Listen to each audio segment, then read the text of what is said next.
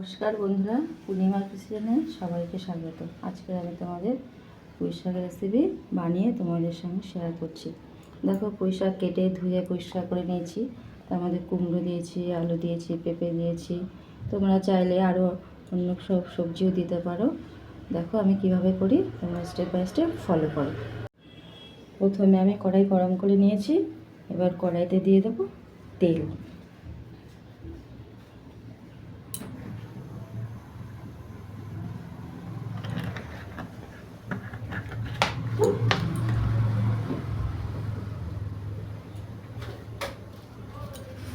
তেল গরম হয়ে গেছে। আমি ফোড়নে দেব শুকনো লঙ্কা, পাঁচফোড়ন, তেজপাতা।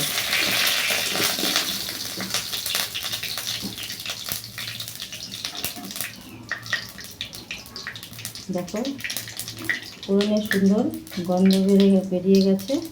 শুকনো লঙ্কাটা একটু লাল লাল হোক।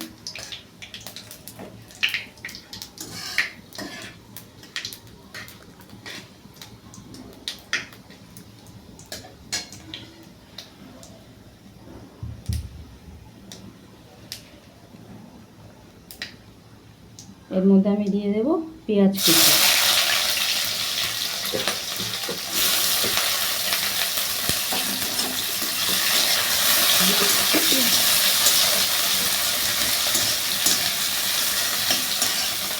পেঁয়াজটা একটু হালকা ব্রাউন হোক।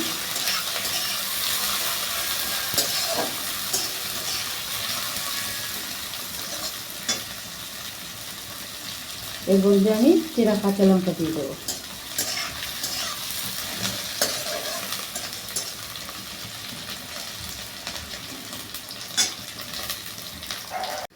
এর মধ্যে আমি দিয়ে দেবো টমেটো কুচি। দেখো পুঁই শাকটা দিয়ে দিচ্ছি।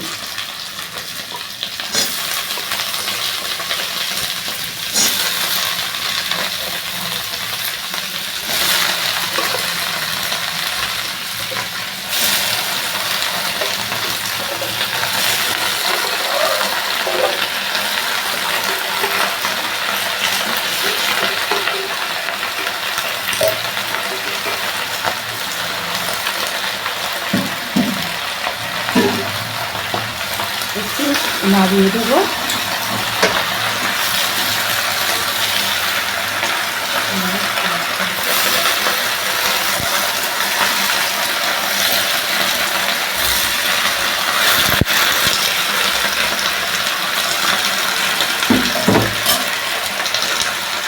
এর মধ্যে ভেজানো কাঁচা ছোলা দিয়ে দিচ্ছি। এটা অপশনাল, তোমরা দিতেও পারো, নাও দিতে পারো।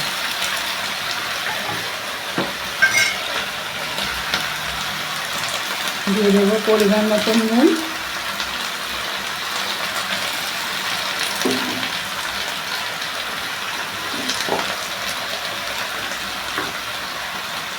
দিয়ে দেবো হলুদ গুঁড়ো।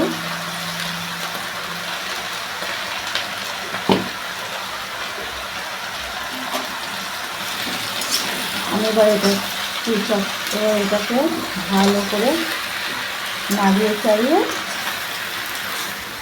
5 মিনিটের জন্য ঢেকে রাখবো।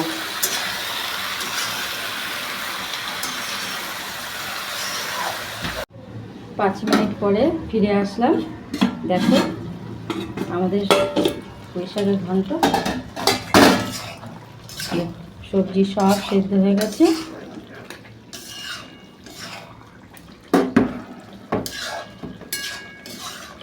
আমি এর মধ্যে একটা ভাজা মশলা অ্যাড করব।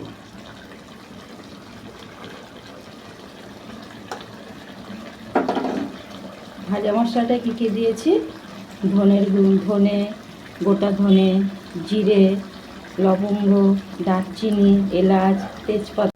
দেখো তোমাদের সার্ভ করে দেখাচ্ছি।